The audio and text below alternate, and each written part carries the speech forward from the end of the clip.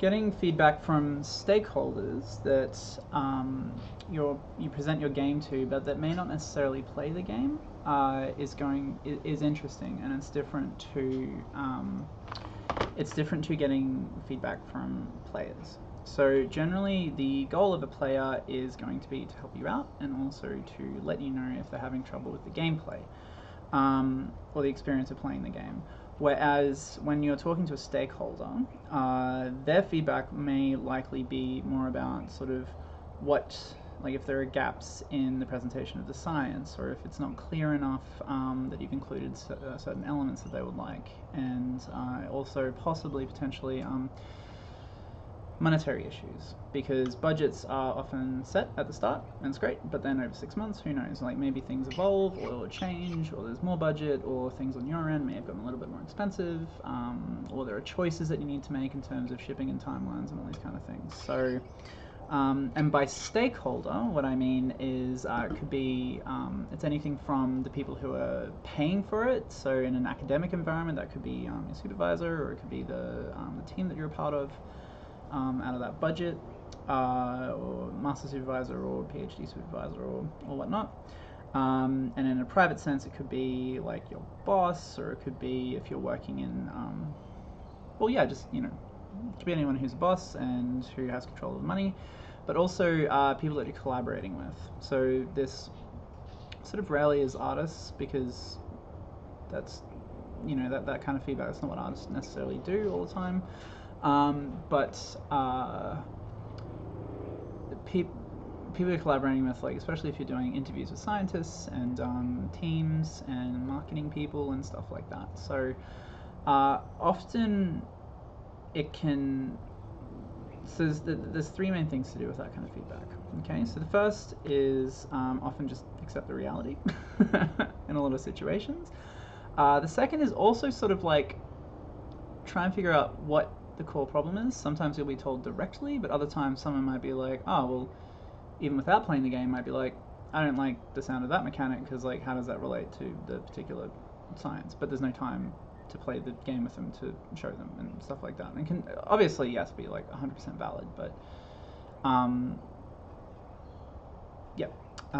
that can be one thing you run into. And also, I've got a little bit of sunshine in my mouth.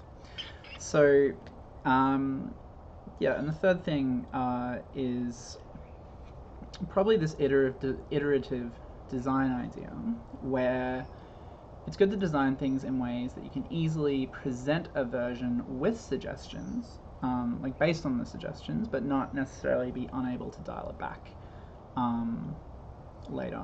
And the fourth is also be patient and check back, 2 or 3 weeks later, because sometimes the initiating trigger of the suggested change or feedback or criticism might be different now. That's just something to take into account. Same with players, but especially something to take into consideration when you're designing games with stakeholders. So yes. So my first point, actually, that's it. I've sort of gone through all the things that I think you should do. In the printed materials for this session will be more of a less a playtesting document and more a series of questions that you should ask yourself first in order to explain your game to stakeholders. Like, what is the point of the game? What are the key things that map to the science that you're gamifying?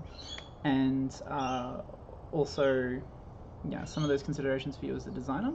And then the specific questions in there will help you figure out what to ask when you get some common questions or criticisms or feedback. So one of the most common ones will be like, how does this relate to the science or the topic that we're discussing? Okay, so it's important that you have an answer for that, but it's also important that you're able to look at the core of that question and go, okay, like what would they like to see or hear more about in the game? Because often you might have enough of a thing, but maybe it's just not coming across in your presentation or the text on the back of the box or the rulebook or your general description of the game. And then there's going to be a section of questions which sort of focus more on like just ways to ask if things have changed on the back end, or like what are possibly some considerations that you're not currently aware of that you need to take into account, that it would be good for you to know as you keep going. So that might be things like budgetary changes, or maybe there's an initiative that your project is possibly going to be integrated with, but it would need to fulfill certain requirements related to that, and things like that. There's also a section at the start, at the end, which will go into how to communicate which parts of the design are malleable and can change, and it might often just be a terminology thing, like your certain mechanic you have would be better if it was called something else, or the particular